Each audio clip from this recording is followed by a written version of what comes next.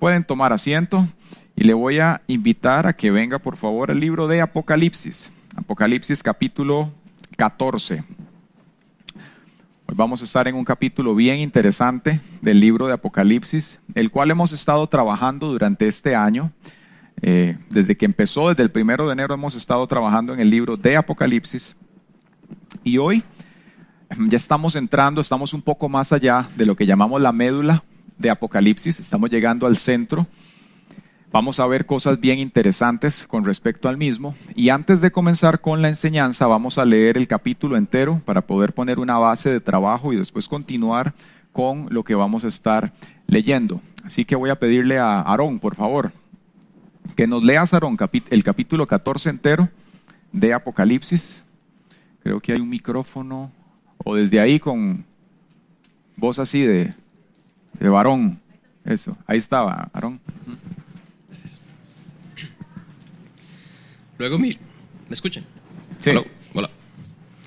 Luego miré y apareció el Cordero. Estaba de pie sobre el monte Sión, en compañía de 144,000 personas que llevaban escrito en la frente el nombre del Cordero y de su Padre. Oí un sonido que venía del cielo, como el estruendo de una catarata y el retumbar de un gran trueno.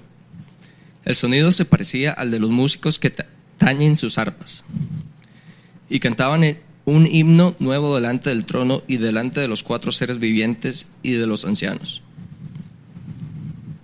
Nadie podía aprender aquel himno, aparte de los 144,000 que habían sido rescatados de la tierra.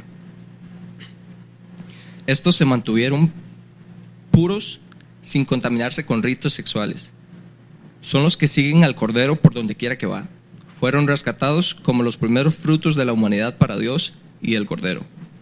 No se encontró mentira alguna en su boca, pues son intachables.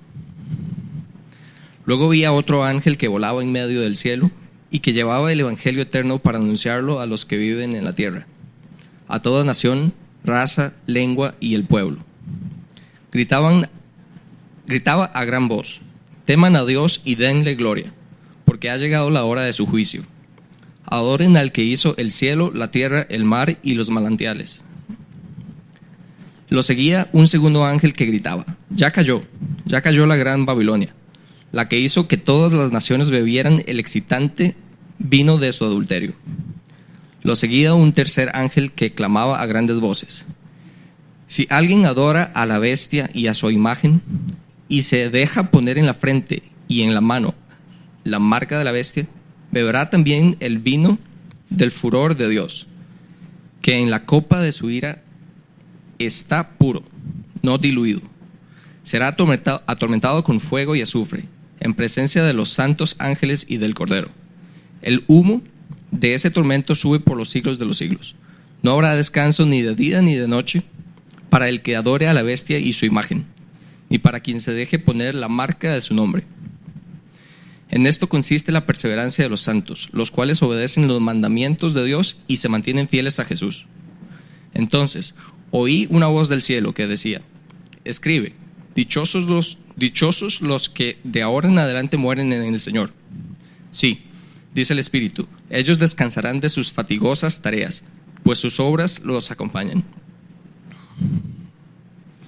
Miré y apareció una nube blanca, sobre la cual estaba sentado alguien semejante al Hijo del Hombre. En la cabeza tenía una corona de oro y en la mano una hoz afilada.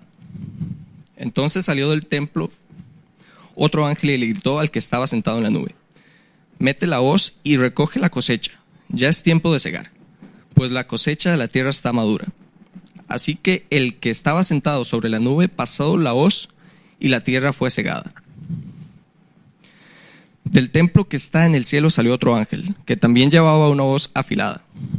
Del altar salió otro ángel, que tenía autoridad sobre el fuego, y le gritó al que llevaba la hoz afilada: mete tu hoz y corta los racimos del viñedo de la tierra, porque sus uvas ya están maduras. El ángel pasó la hoz sobre la tierra, recogió las uvas y las echó en el gran lagar de la ira de Dios. Las uvas fueron exprimidas fuera de la ciudad, y del lagar salió sangre, la cual llegó hasta los frenos de los caballos en una extensión de 300 kilómetros. Muchas gracias, Aarón. Excelente. Bien, cada vez que uno lee la Biblia, ¿verdad? Para las personas que tal vez nos visitan, para poner un poco el contexto, es importante que uno tenga en cuenta a quién se le está escribiendo. De la misma manera que si usted va a enviar un correo o usted está recibiendo un correo, es importante saber pues quién lo envía y para quién se está enviando, ¿verdad?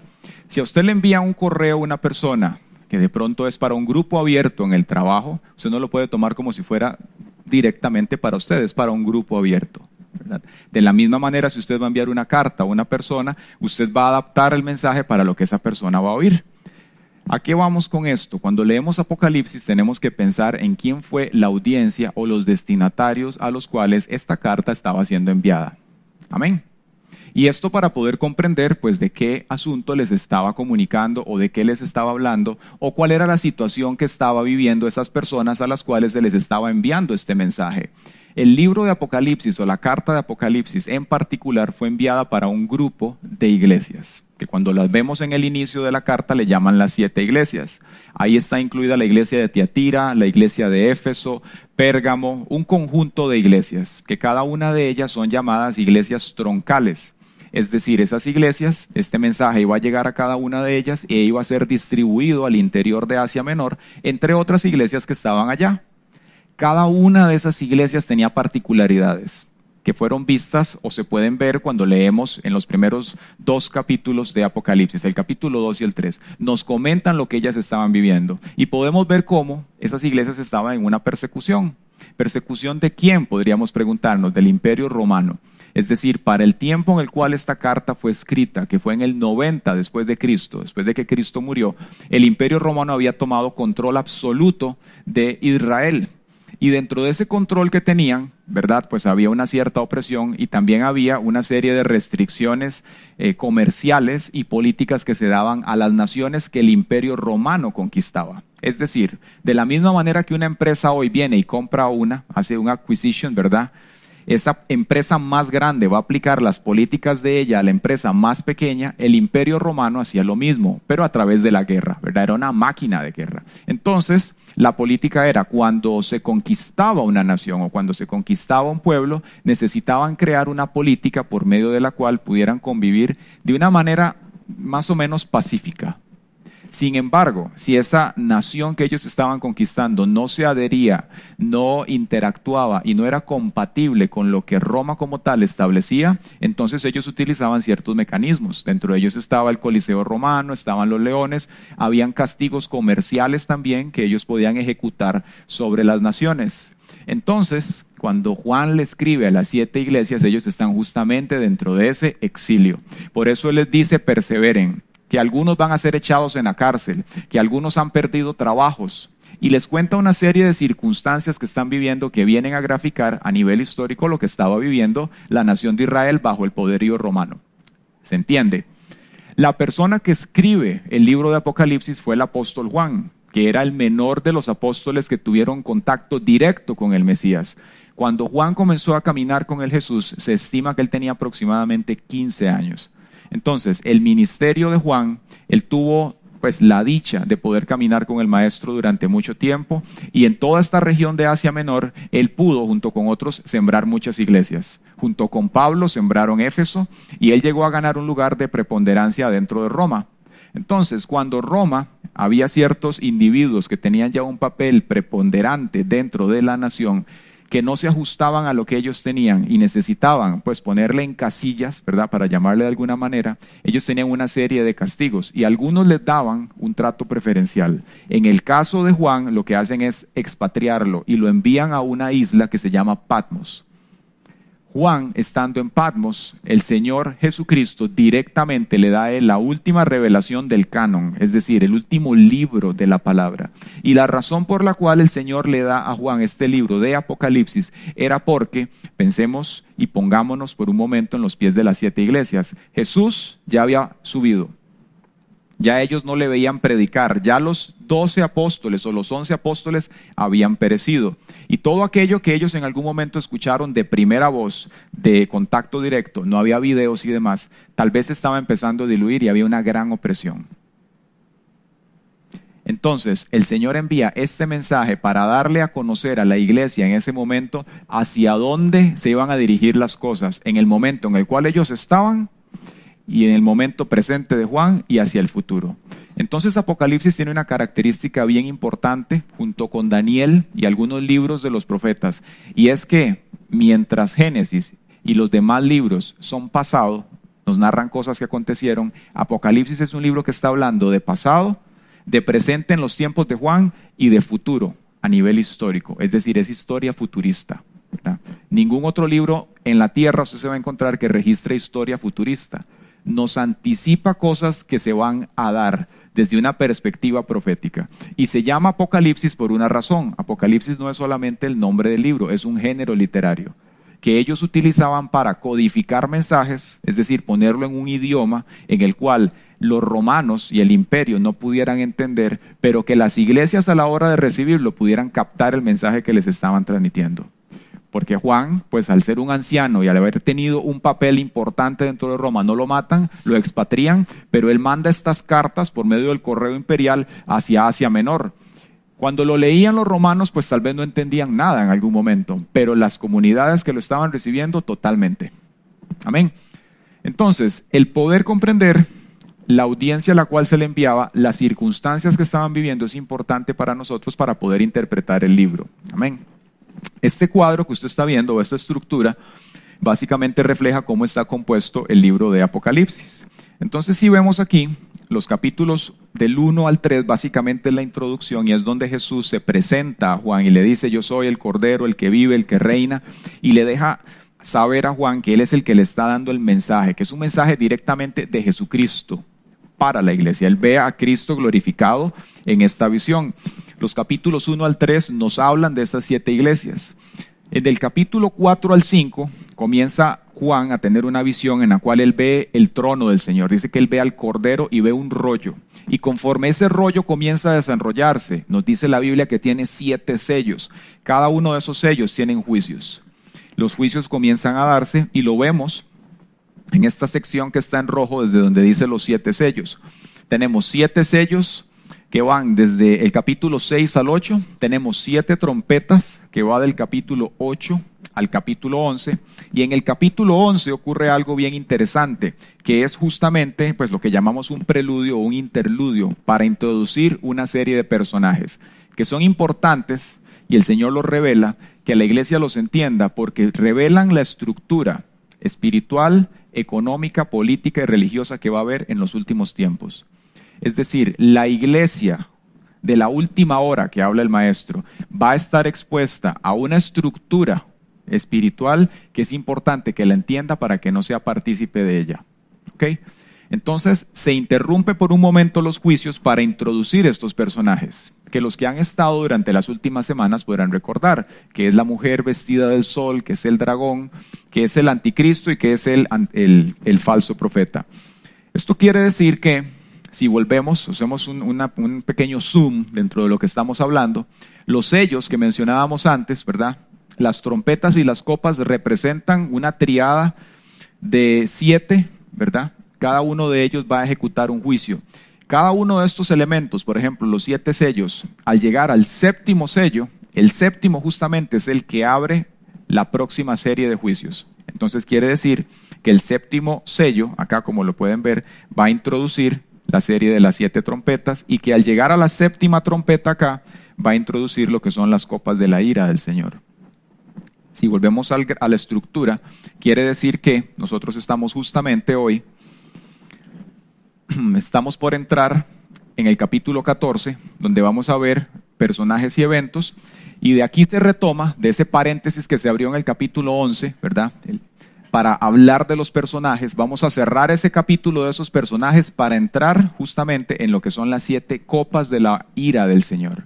Y esas copas de la ira van en contra de una población en particular y en contra de un sistema que es Babilonia, del cual vamos a hablar en los capítulos más adelante, 17 y 18. Hoy vamos a tener como un vistazo de lo que es Babilonia, y vamos a retomar un grupo que se mencionó en el capítulo 7, que son los 144,000. de los cuales Aarón nos leía antes, y vamos a ver cuál es la función que esos 144,000 desempeñan, quiénes son y por qué es importante que nosotros lo entendamos hoy, es decir, quiénes son esos 144,000. Entonces nos dice en el versículo 1 del capítulo 14 de la siguiente forma: luego vi al Cordero de pie sobre el monte Sión, y con él había 144,000 que tenían el nombre del Cordero y el de su Padre escrito en la frente. Y oí un sonido que venía del cielo, era como el rugido de grandes olas del mar, o el retumbar de fuertes truenos. Parecía el sonido de muchos arpistas tocando juntos. Ese gran coro entonaba un nuevo canto maravilloso delante del trono de Dios. Delante de los 4 seres vivientes y los 24 ancianos. Nadie podía aprender ese canto aparte de los 144,000 que habían sido rescatados de la tierra. Ellos se han mantenido tan puros como vírgenes, y son los que siguen al Cordero donde quiera que va. Han sido comprados de entre los pueblos de la tierra como ofrenda especial para Dios y para el Cordero. Ellos no han dicho mentiras y son intachables. Entonces, si recordamos, hace unas semanas en el capítulo 7, cuando estábamos hablando de uno de los sellos, se nos hablaba en particular de estos 144,000. Y recordemos que a partir del capítulo 4 en Apocalipsis, es decir, del capítulo 4 en adelante, estamos hablando de futuro. Todo lo que aconteció entre el capítulo 1 y el 3 era la situación contemporánea de las iglesias. Del capítulo 4 en adelante estamos hablando de cosas del futuro. Pero hay un acontecimiento importante en ese futuro, en el cual usted y yo estamos insertos, que va a definir todo lo que va a pasar de ahí en adelante. Y ese acontecimiento es conocido en la Biblia como el rapto. Es decir, es un evento que se va a dar en el cual el Señor va a venir por su iglesia, por los que dice que han aceptado al Señor, por los comprados a precio de sangre. Y nos dice la palabra que va a ser como un gran estruendo. O sea, yo no sé si usted ha escuchado en algún momento un gran golpe o algo, pero dice que eso va a ser un estruendo como que tal vez nunca nos hemos imaginado. Y entonces dice que vamos a ser tomados en el aire, vamos a recibir cuerpos nuevos y vamos a ir con el Señor. Y en el momento que eso se dé, todos estos sellos y juicios de los cuales hemos estado comentando comienzan a ejecutarse en paralelo en la tierra. Y aprendimos algo muy interesante, que al menos yo tenía por la cultura religiosa y no lo conocía. Y es que yo creía que cuando se diera el rapto, pues se iba a la iglesia con el Señor, pero que los que quedaban en la tierra básicamente iban a sufrir e iban a perder la salvación. Y lo cierto que nos enseña la palabra es que va a haber salvación en esos días. Bendito sea el Señor. Va a haber gente que escuchó la palabra del Señor, que no optó por él, o gente que tal vez nunca la ha escuchado y que va a estar expuesto en ese momento a estas cosas, y esas personas van a tener la oportunidad de salvarse. Qué lindo, porque nos muestra una vez más la gran misericordia del Señor. Y dentro de ese tiempo y esas personas que se van a salvar, va a haber un grupo en particular, un grupo de judíos. Y dice la Biblia que son 12,000 de cada tribu del Señor, 12,000 de Judá, 12,000 de Isaacar, 12,000 de Leví, 12,000 de Zabulón, 12,000 hombres de cada tribu. Son hombres, dice que 144,000 en total. Y la función que estos hombres van a desempeñar, que nos habla Apocalipsis, el capítulo 7, es que ellos van a ser evangelistas en el periodo más difícil que va a conocer la humanidad, que es conocido como la Gran Tribulación. Es decir, esos hombres van a encargarse de predicar el evangelio y el Señor va a poner una marca especial en ellos, muy interesante. Dice que en sus frentes, justamente la copia, ¿verdad? El enemigo quiso hacerla a través del anticristo, lo vimos hace 15 días. El Señor pone una marca en sus frentes para que puedan ejecutar la asignación en medio de ese contexto tan difícil. Amén. Si vemos el capítulo 7, lo leo para ustedes, cuando este primer grupo fue introducido, nos dice lo siguiente de ellos: y oí el número de los que fueron marcados con el sello de Dios. Fueron sellados 144,000 de todas las tribus de Israel. Después de esto vi una enorme multitud de todo pueblo y de toda nación, tribu y lengua, que era tan numerosa que nadie podía contarla. Estaban de pie delante del trono y delante del Cordero. Vestían túnicas blancas y tenían en sus manos ramas de palmeras y gritaban con gran estruendo: La salvación viene de nuestro Dios que está sentado en el trono y del Cordero. Si vemos este versículo, estos versículos que acabamos de leer, se nos mencionan dos poblaciones, los 144,000 que estamos hablando, y dice Juan que él ve una gran multitud. Y ellos dicen, la salvación pertenece al Cordero. Y esto nos muestra que este grupo que está aquí, esta gran multitud, básicamente es el que va a crecer por el efecto de lo que los 144,000 van a realizar. Es decir, ellos van a estar predicando. En medio de ese tiempo tan complicado y tan intrincado, ellos van a predicar, van a llevar el evangelio, Dios les va a respaldar y por efecto del ministerio de estos hombres va a haber una gran salvación. ¿Quién le da la gloria al Señor? Que el Señor nos libre a nosotros y a nuestras familias también y a toda esa gente que en algún momento usted y yo tal vez le hemos comentado del evangelio, de que no estemos en esos días, porque no va a haber nada lindo. O sea, va a ser un tiempo bien complicado para la humanidad, pero va a ser posible que las personas alcancen salvación. Ahora, la pregunta es, ¿por qué esos 144,000 no fueron tomados en el rapto? La respuesta es que estas personas en ese tiempo no respondieron al evangelio, aunque sean judíos. ¿Y por qué es importante para usted y para mí, que somos de la comunidad internacional, no somos judíos, que sepamos esto? Porque para el judío ortodoxo ellos van a tener, según ellos, salvación ipso facto, ¿verdad? Por defecto ellos van a optar, ellos van a tener una salvación, porque ellos vienen del linaje de Abraham, de Isaac y de Jacob.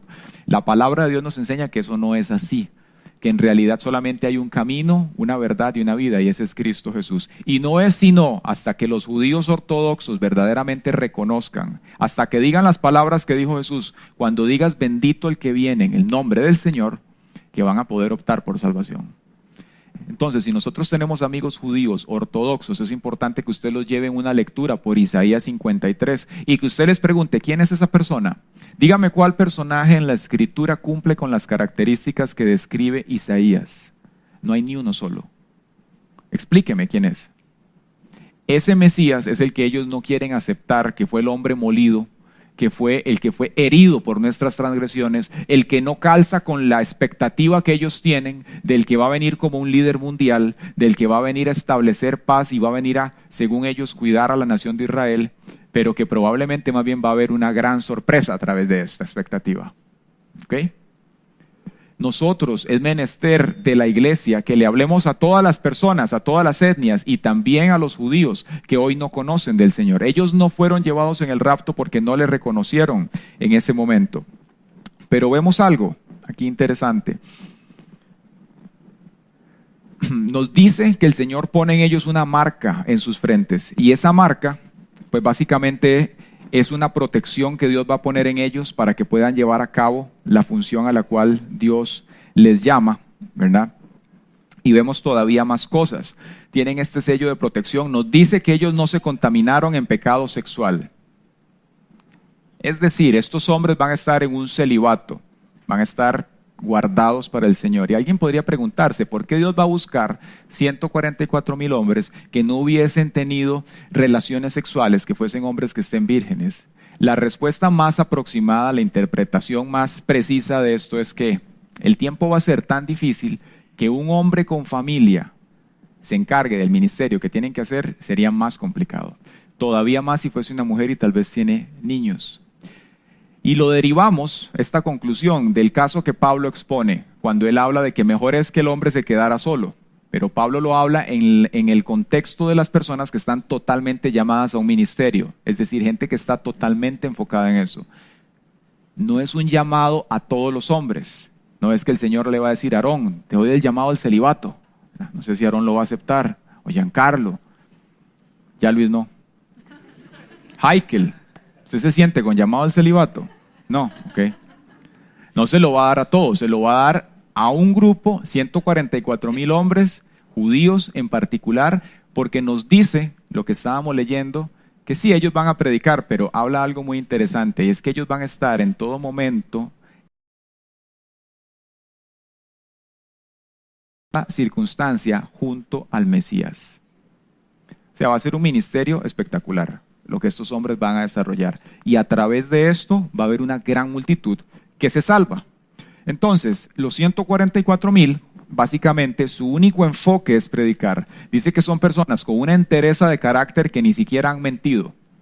Piense por un momento eso. Dice que no hay mentir, que no han mentido, que no hay engaño en su boca.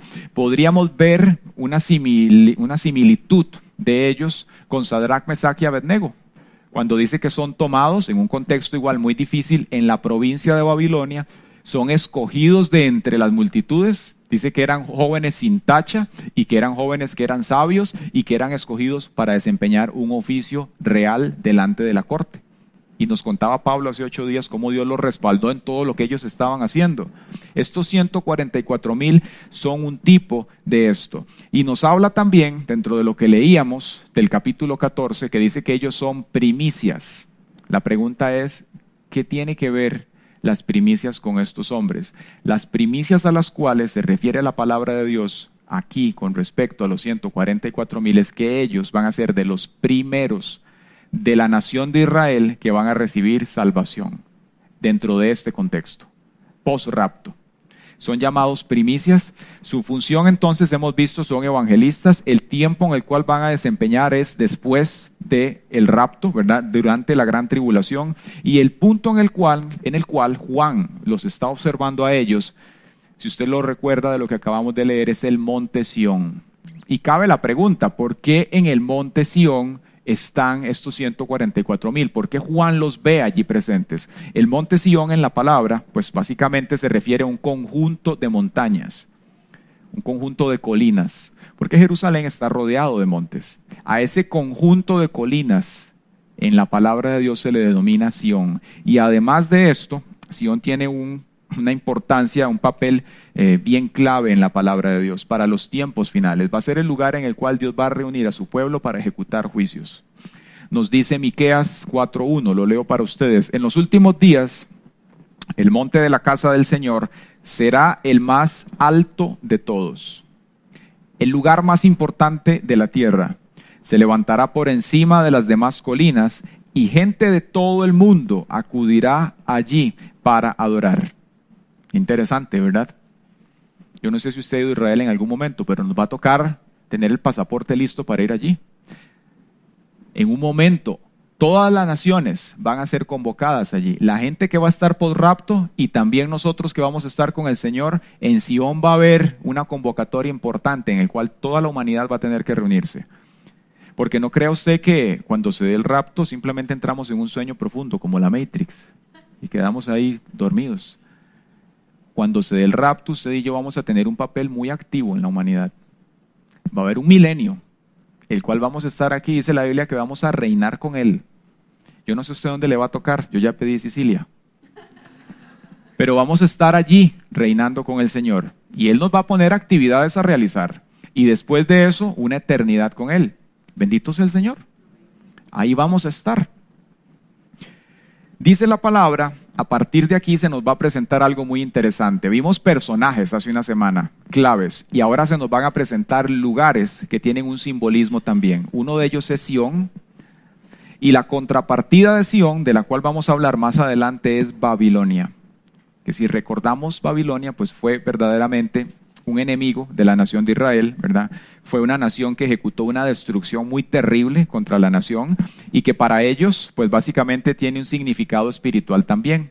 Fue un lugar que logró centralizar muchos poderes económicos, políticos, militares, que avasallaba a las naciones y que viene no solamente del tiempo de Israel, tiene un trasfondo muchísimo anterior del cual se desprende su nombre Babilonia. Del nombre del cual viene es de Babel. No sé si ustedes en algún momento han leído el libro de Génesis, pero en Génesis se nos cuenta un relato bien interesante en el cual dice que la humanidad es reunida, se reúnen por medio de un líder y ese líder se llamaba Nimrod. Dice que este hombre era muy astuto y ellos comienzan a levantar una torre y esa torre le llaman Babel. Y el objetivo de esa torre, básicamente lo que ellos querían hacer era llegar hasta el cielo. Y nos cuenta la Biblia que Nimrod, las características de él es que era un hombre cazador, pero cazador no en el buen sentido, sino que era un hombre que cazaba personas, es decir, era un tipo malo. La intención que él tenía liderando la construcción de esta torre era llegar hasta el cielo, probablemente porque él quería expandir su liderazgo allá. Y esto lo comprendemos porque en el momento en el cual Dios ve que esa torre comienza a ser levantada, Dios dice, han emprendido esta gran obra y ahora nadie los va a detener. Por tanto, ahora vamos a bajar y a confundir sus lenguas. Y dice que ese es el punto en el tiempo en el cual la humanidad entera comienza a ser políglota. No políglota en el sentido que todos hablen varios idiomas, sino que la humanidad como conjunto va a tener varias lenguas. Se distribuyen diferentes idiomas y pierden el que tenían por defecto, el primero, que los judíos dicen que es hebreo, pero no estamos seguros. Cuando eso pasa, entonces inmediatamente ellos no pueden ponerse de acuerdo en todos los planes que tenían para la elaboración de esa torre. Y la humanidad comienza a desplazarse por todo el mundo. De ahí se comienzan a conformar los bloques de las naciones, es decir, un asentamiento en las regiones de Europa, un asentamiento a nivel de África, y de ahí es de donde empiezan a surgir las culturas vinculadas a un idioma y comienzan a levantarse naciones. Pero ese acontecimiento en el tiempo con Babel marca un precedente, que después, cuando crece Babilonia, va a adquirir las características de ella. Y en Apocalipsis, cuando se menciona, tiene que ver con ese esfuerzo de la humanidad que hace, apartado de la voluntad de Dios, para dirigir ellos las cosas, pero dejando a Dios de lado. ¿Le parece a usted familiar eso en algún momento? Como nosotros, de pronto, a veces tenemos iniciativas, queremos hacer cosas, pero no estamos hablando el mismo idioma del Señor. Esa característica de Babilonia es la que Apocalipsis nos explica, que es lo que va a acontecer en los últimos tiempos y que se va a acrecentar en el tiempo posrapto. Es decir, las naciones van a estar de tal manera en contra de la voluntad de Dios que esa característica que tenía Babel se va a ver totalmente repetida en las naciones, pero a nivel mundial. Amén. ¿Se entiende? Tenemos entonces que Babilonia, pues básicamente viene a representar en la palabra de Dios este grupo, ¿verdad? Tenemos los 144,000, tenemos que el Cordero está con ellos en el monte Sión, sabemos lo que representa el monte Sión, y tenemos estas dos ciudades, tenemos Sión y tenemos a Babilonia, que va a haber un total contraste entre ellas dos. Cuando llegamos al versículo 6 ya cambiamos, ya no estamos hablando de los 144,000 nada más, sino que Juan comienza a ver unos ángeles. Y estos ángeles van a ejecutar 4 anuncios, que de aquí es donde se retoma el 7º sello que vimos en el capítulo 7, que mencionábamos antes. Quiere decir que cuando llegamos al capítulo 11, decimos que se abrió un paréntesis, se introdujeron personajes. Ahorita se va a cerrar este paréntesis en este versículo 6 y comenzamos a hablar o a retomar el 7º sello y las copas de la ira del Señor. ¿Ok? ¿Qué nos dice ese primer ángel que va a retomar esta serie? Dice lo siguiente, el versículo 6. Y vi otro ángel que volaba por el cielo y llevaba la eterna buena noticia para proclamarla. ¿Cuál será esa eterna buena noticia? Doña Claudia, sin miedo. El Evangelio. Proclamarla a los que pertenecen a este mundo, a todo pueblo y toda nación, tribu y lengua. Teman a Dios, gritaba, denle gloria a Él, porque ha llegado el tiempo en que ocupe su lugar como juez. Adoren al que hizo los cielos, la tierra, el mar y todos los manantiales. Entonces este primer ángel, como lo vemos aquí en la palabra, venimos a ver los anuncios de cada uno de ellos, nos da un mensaje, y ese mensaje que el ángel comienza a transmitir es que viene el juicio del Señor. Y cuando habla del juicio tiene que ver con las copas de la ira, que es la última serie de 7 que estábamos comentando antes. Y dice algo muy interesante, dice, adoren al que hizo los cielos, la tierra, el mar y todos los manantiales. Y si usted recuerda, hay un texto en la palabra de Dios en Romanos capítulo 1 que nos habla y dice lo siguiente, que es imposible que el hombre no reconozca que hay un Dios, porque Dios se puede notar a partir de todo lo creado, de las aves, de la tierra, del mar y de las aguas, de todo lo que hay. Es decir, si usted es una persona con criterio y una persona inteligente, como yo sé que usted lo es imposible no notar que hay una sabiduría superior que hizo todo lo que existe. El simple hecho de ver un insecto, por extraño que sea, no se hizo a sí mismo. Tuvo que haber, si hay un diseño, tuvo que haber un creador detrás de ese diseño, una inteligencia que le hizo para que exista. Y si comenzamos a ver otras creaciones todavía más complejas, el sistema solar, las galaxias y otras cosas, es imposible que la presión interplanetaria, que la distancia que hay de la Tierra al Sol, que el clima que hay aquí, todo haya sido un accidente de una explosión.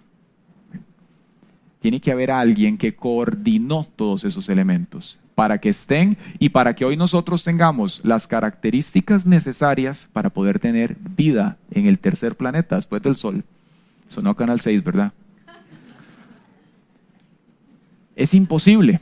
Entonces, cuando este ángel trae ese mensaje, les dice, adoren al que se negaron en algún momento a reconocer, al que hizo los cielos, la tierra, los mares, los manantiales y todo lo que existe. Es decir, a esas personas que se les está hablando es gente que de una o de otra manera, aunque dijeran no creo, en su interior es imposible negarlo. Es imposible no entender que hay un creador que está sobre todas las cosas. El primer ángel nos dice, viene un juicio. El segundo ángel dice lo siguiente, luego otro ángel lo siguió por el cielo mientras gritaba, Babilonia ha caído, cayó esa gran ciudad, porque hizo que todas las naciones del mundo bebieran el vino de su apasionada inmoralidad.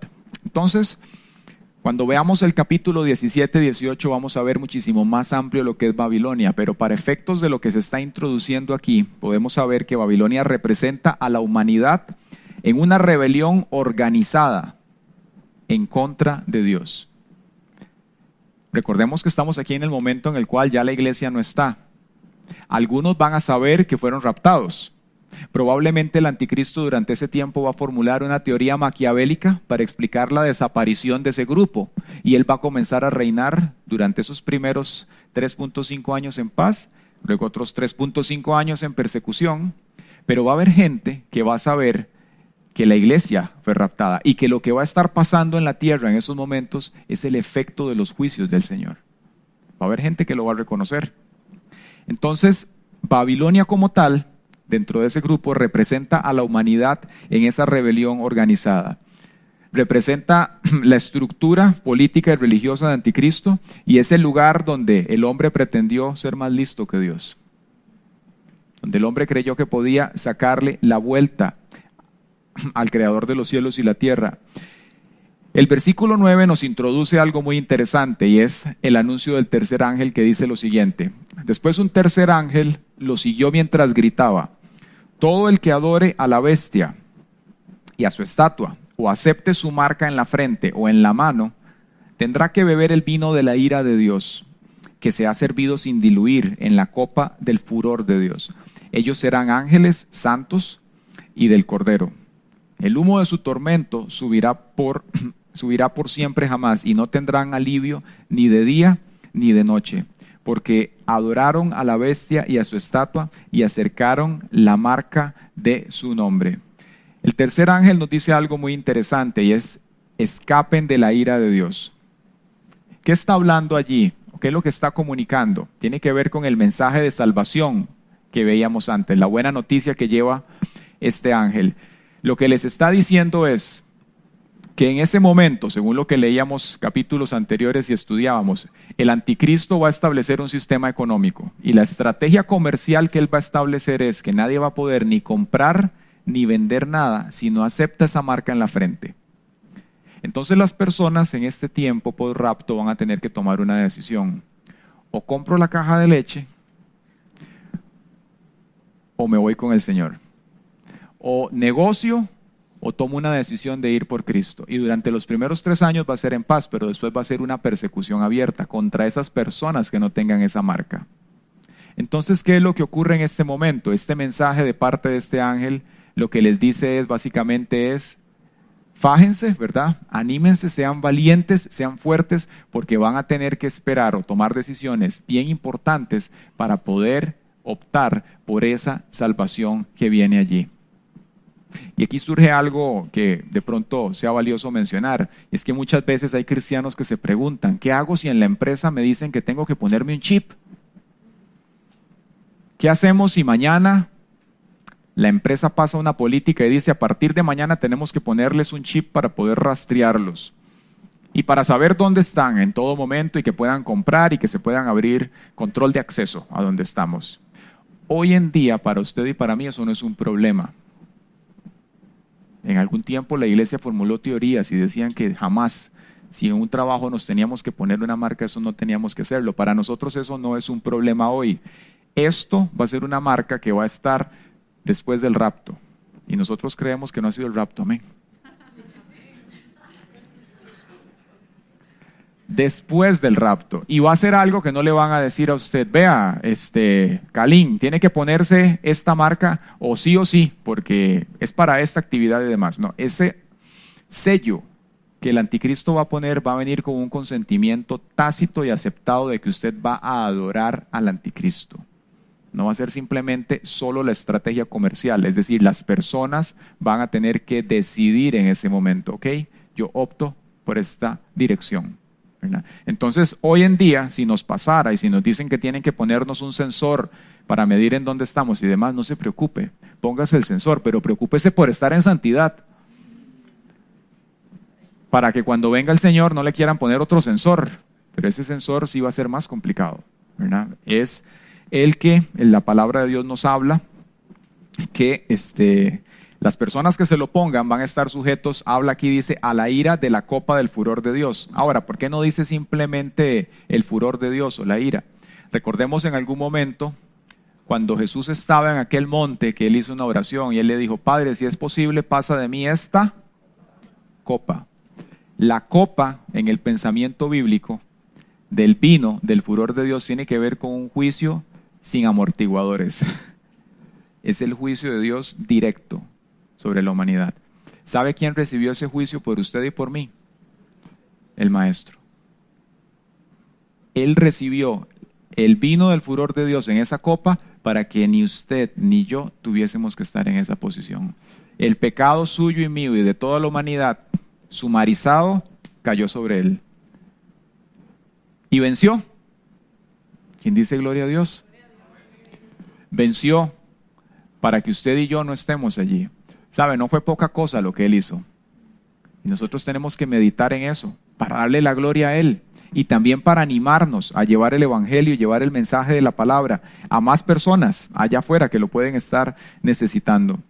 Luego nos dice lo siguiente en el versículo 12. Esto significa que el pueblo de Dios tiene que soportar la persecución con paciencia, obedeciendo sus mandamientos y manteniendo la fe en Jesús. Y oí una voz del cielo que decía, escribe lo siguiente, benditos son los que de ahora en adelante mueran en el Señor.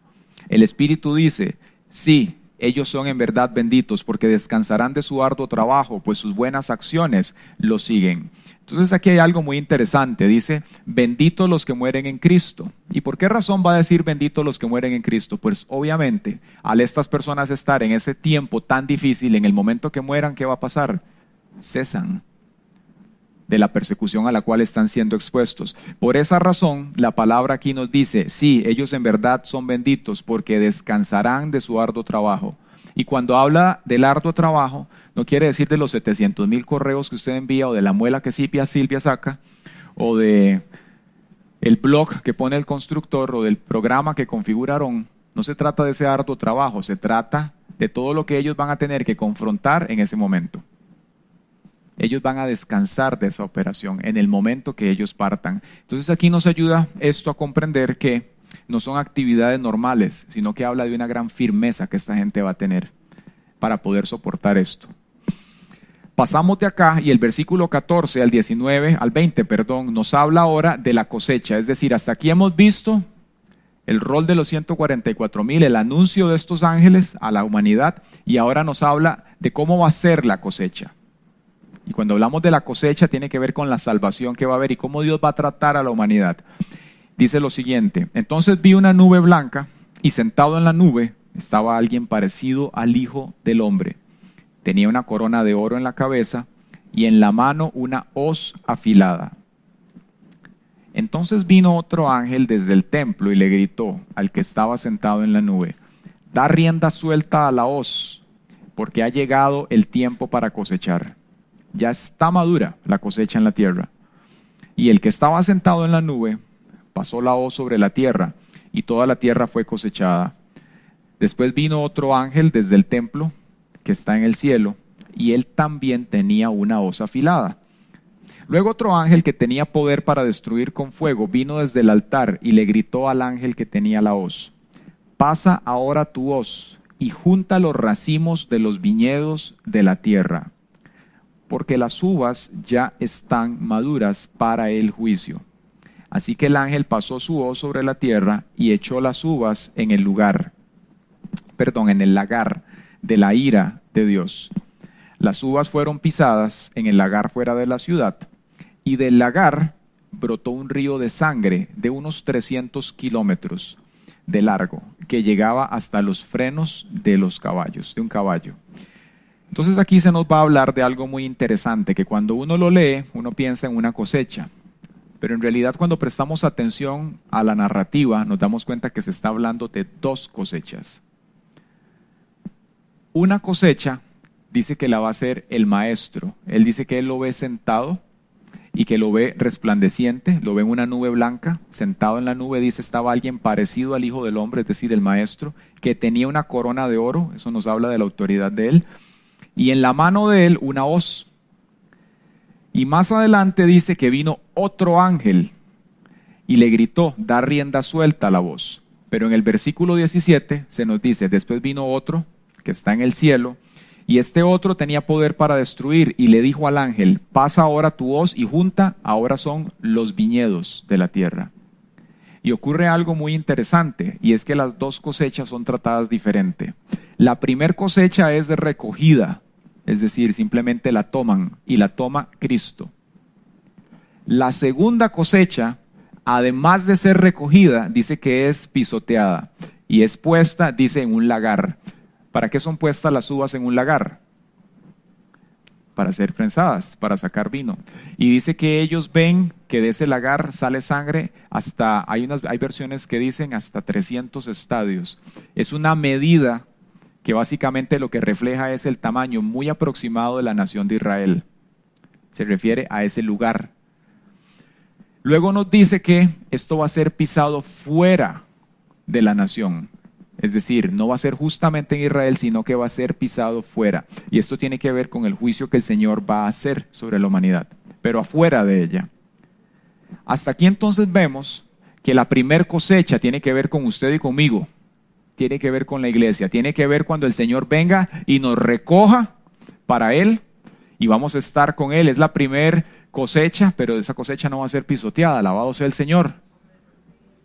La segunda cosecha de la cual se habla aquí dice que va a ser tomada, que va a ser puesta en el lagar y que va a recibir, dice que el furor del Señor. Tiene que ver con la gente que escucharon aquí del Evangelio, que no quisieron aceptar al Señor, que pasaron las copas de la ira de Dios, pasaron los sellos, pasaron las trompetas, escucharon, vieron el rapto, vieron los testigos predicar, los 144,000, una multitud se salvó, y aún así va a haber gente que no va a querer optar por el Señor. Repita conmigo: Señor, líbrame de tener un corazón rebelde. En el nombre de Jesús. Porque sabe, hasta aquí lo que nosotros podemos ver, a pesar de todos los juicios y todo lo que Dios va a hacer en la tierra, es que Él va a darle al hombre una, otra y demás invitaciones para que pueda optar un día para estar en esa salvación y en esa eternidad con Él. Nos muestra esto, que el Señor verdaderamente es misericordioso, que el Señor verdaderamente está con nosotros, que Él quiere verdaderamente salvarnos. Y sabe, el maestro también nos habló de este acontecimiento que quiero leer para ustedes, para cerrar. Le voy a invitar que se ponga de pie para que lo leamos. Yo lo leo aquí para ustedes. Cuando el Señor estaba caminando por esta tierra, Él les habló a los discípulos y les dio una parábola que la podemos ver totalmente enmarcada dentro de esto que estamos estudiando hoy. Y es la parábola de la cizaña. Y el Señor les dice de la siguiente manera: luego de despedir a la gente, Jesús entró en la casa. Sus discípulos se le acercaron y le dijeron: explícanos la parábola de la cizaña. Él les dijo: el que siembra la buena semilla es el Hijo del Hombre. El campo es el mundo. La buena semilla son los hijos del reino. Y los hijos y la cizaña son los hijos del maligno. El enemigo que la sembró es el diablo. La cosecha es el fin del mundo y los segadores son los ángeles. Y así como se arranca la cizaña y se quema en el fuego, así también será el fin de este mundo. El Hijo del Hombre enviará a sus ángeles y ellos recogerán de su reino a todos los que se sirven de tropiezo y a los que hacen lo malo. Y los echarán en el horno de fuego. Allí habrá llanto y rechinar de dientes. Entonces el reino de su Padre, los justos, resplandecerán como el sol. El que tenga oídos, que oiga. Yo le voy a invitar a que usted cierre los ojos en esta mañana y piense por un momento si hay algo